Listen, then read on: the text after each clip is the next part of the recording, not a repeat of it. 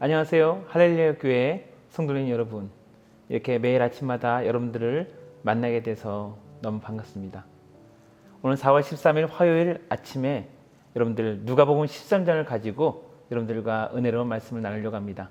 먼저 누가복음 13장 24절 한 절을 가지고 여러분들에게 다가가겠습니다.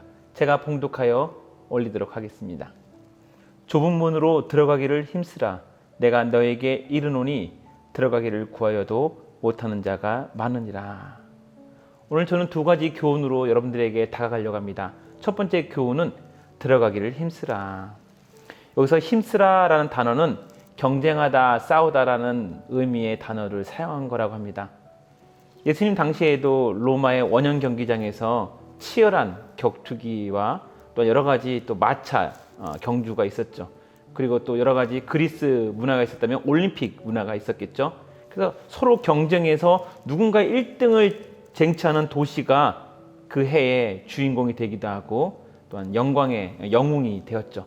이러기 때문에 힘쓰라는 단어는 사실은 경쟁하다, 싸우다라는 단어로 널리 쓰이고 있었습니다. 그런데 오늘 본문에서 이 힘쓰라는 단어는 최선을 다하라라는 의미에 가깝다고 합니다. 경쟁하다, 싸우다는 뭔가 두 개의 복수 이상의 대상이 서로 경쟁해서 누군가 1등을 하려고 하는 거지만 하나님의 복음, 특히 하나님 나라에 대해서 말하고 있는 이 순간에는 그렇게 행위 구원으로 가는 게 아니지 않습니까?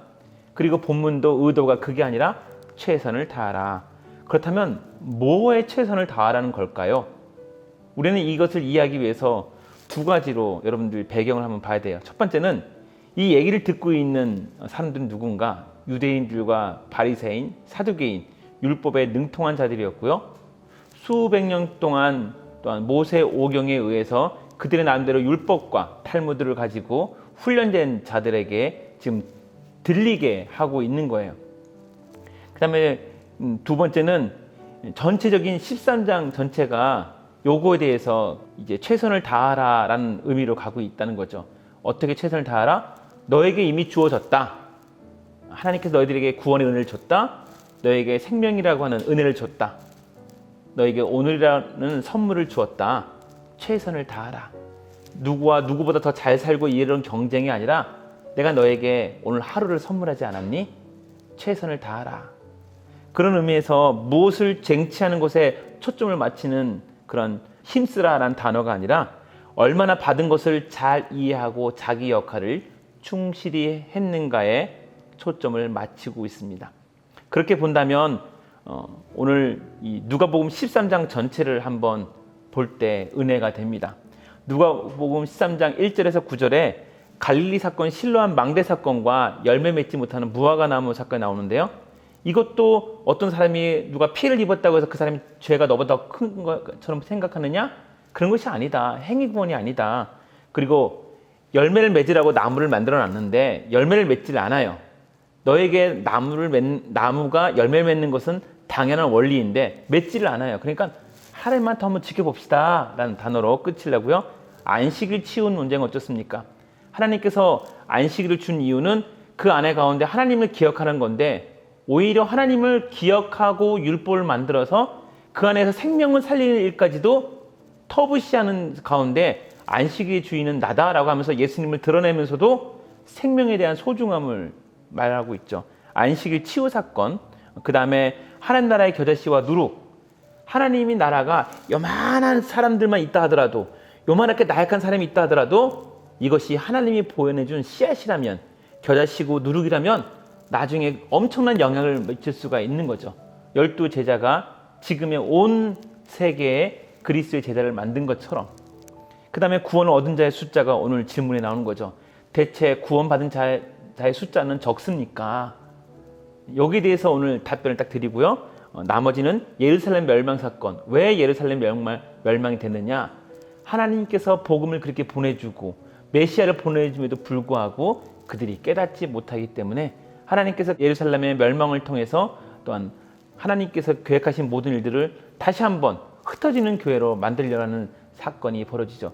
이렇게 보았을 때 듣고 있는 청중이 유대인이요 바리새인이요 사두개인이라는 하나의 포인트 배경 하나와 두 번째 배경 포인트는 13장 전체가 그들에게 주어졌고 거기에 대한 당연히 맺어야 될 그 결과에 대해서 그러하지 못한 거에 대한 율법을 줬는데 그것을 잘 이해하고 성취해야 되는 것에 불구하고 관습적인 율법이 된 것들에 대한 것들, 그 다음에 뭐 열매 맺지 못하는 무화과 나무, 이런 얘기들이 쭉 13장에 펼쳐져 있습니다. 하나하나 예화로 들기도 하고 하나하나 따로따로 설교할 수도 있겠지만 여러분 오늘은 누가복음 13장 전체를 이해하는 포인트에서 여러분들 아셨으면 좋겠고요. 이것을 쭉 모아서 한마디로 좁은 문으로 들어가기를 힘쓰라 라고 하면서 너에게 주어진 내적 열매와 너에게 주어진 하나님의 풍성한 은혜를 드러내라는 쪽으로 많이 포커스를 맞추고 있습니다. 결정적으로 많은 수를 천국에 채우려는 것이 아니고요. 천국의 장소의 크기와 거기 들어가는 인원의 숫자에 대해서는 성경이 그렇게 말하고 있지 않아요. 오히려 정확하게 그 숫자를 말하는 팀들은 이단들이 그걸 사용하죠. 오히려 성경은 신약 복음서는 천국에 들어가려는 사람들의 자격에 대해서 말하고 있습니다. 그 자격에 대해서 온 복음서와 서신서가 집중하고 있다는 이 포인트를 여러분들이 아셨으면 좋겠고요. 그래서 우리는 때로는 성화의 과정을 덤으로 사는 단계로 생각하고 있습니다. 구원 받았으나 그냥 학교 통지서를 받았으니까 구원 받았으니까 이제 대충 살아야지.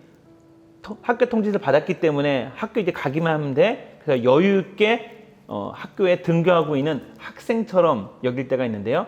그렇지 않다는 거예요. 학생의 본분을 지켜야 되는 거죠.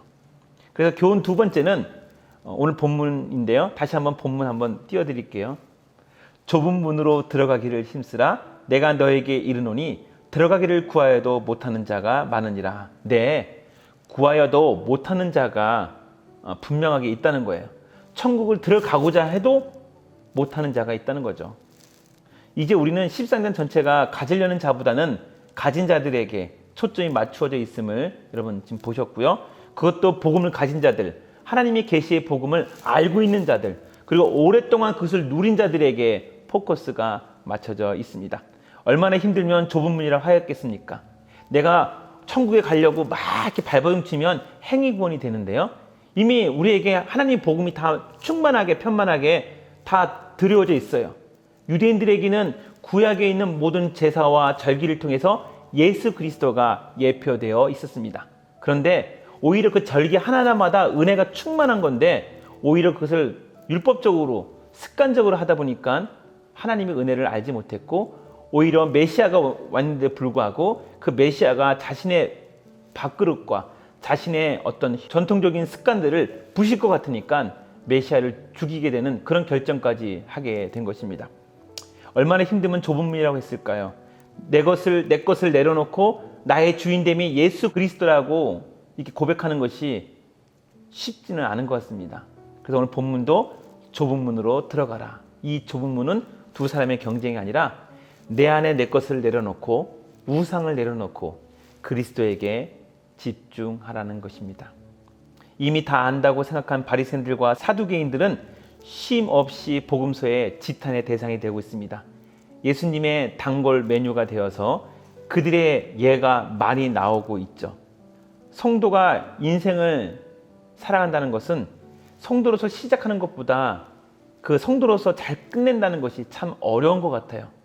그렇기 때문에 계속 첫사랑을 회복하라, 첫사랑을 회복하라, 성령 충만하라, 성령 충만하라, 말씀 가운데 거룩하라, 거룩하라 하는 이유는 시작하는 건 쉬운데 유지하고 성도로서 잘 끝내는 것이 어렵다는 거죠.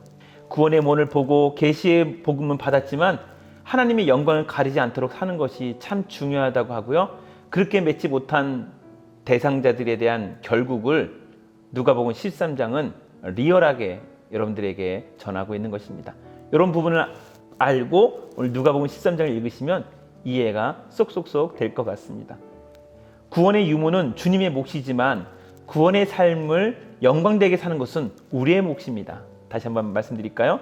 구원이 받고 안 받고는 주님의 몫이지만 구원의 삶을 영광되게 사는 것, 그것은 우리의 몫이라는 것, 성화의 과정은 우리의 몫이라는 것을 여러분 아셨으면 좋겠고요. 구원받은 자의 수에 초점이 맞춰진 본문이 아니라는 것. 메시아는 앞에 있어도 자신의 율법과 습관에 치우쳐서 알지 못하는 바리새인들과 사두개인처럼 사는 것이 아니라 늘 메시아 앞에서 하나님을 주인됨으로 인정하는 우리 모든 성경에 나와 있는 백성들처럼 여러분들이 오늘도 살아갔으면 좋겠습니다. 말씀은 정리하겠습니다. 여러분들은 지금 이 유튜브를 보고 계신 분들, 이 영상을 보고 계신 분들은 다 구원받은 백성일 거예요. 그리고 바리새인 사두개인들만큼 성경도 많이 읽으신 분들일 거고요. 그리고 어느 정도 직분을 갖고 있는 분들일 거예요. 여러분, 근데 여러분들에게 이렇게 얘기해요. 좁은 문으로 들어가도록 힘쓰라. 여러분 더 노력하라는 거예요. 구원받기 위해 노력하는 것이 아니라 하나님의 영광된 삶을 여러분들이 살고 있느냐고 계속해서 자기 자신에게 물어봤으면 좋겠습니다. 오늘 하나님이 주신 이 선물, 오늘 현재라고 하는 이 오늘이라고 하는 이 선물을 하나님께 영광된 삶을 또 드리고 또 여러분들의 은혜 가운데 누리시는 그런 오늘 하루가 되시기를 주님의 이름으로 축원드립니다. 여러분 사랑하고 축복합니다. 기도하겠습니다. 하나님 아버지 감사합니다. 성도가 되는 것보다 성도로서 살아가고 성도로서 잘 인생을 마치는 것이 참 어렵다고 말씀 전해드렸습니다. 천국은 장소의 크기와 제한 인원수에 대해서는 성경에서 언급되어져 있지 않습니다. 그러나 천국에 들어가는 사람들의 자격에 대해서 하나님 성경은 왜 이렇게 많이 얘기하고 있는지요. 그것은 바로 복음을 들은 자들에 대한 하나님의 메시지일 줄 믿습니다. 오늘 누가복음 13장이 우리 모든 듣는 성도님들에게 하나님 은혜가 되게 해주시고 또한 성령 충만될 수 있는 동기부여가 되게 하여 주시옵소서. 오늘 하루도 하나님께 영광 돌리는 삶을 되기를 원하며 예수님의 이름으로 기도드리옵나이다. 아멘.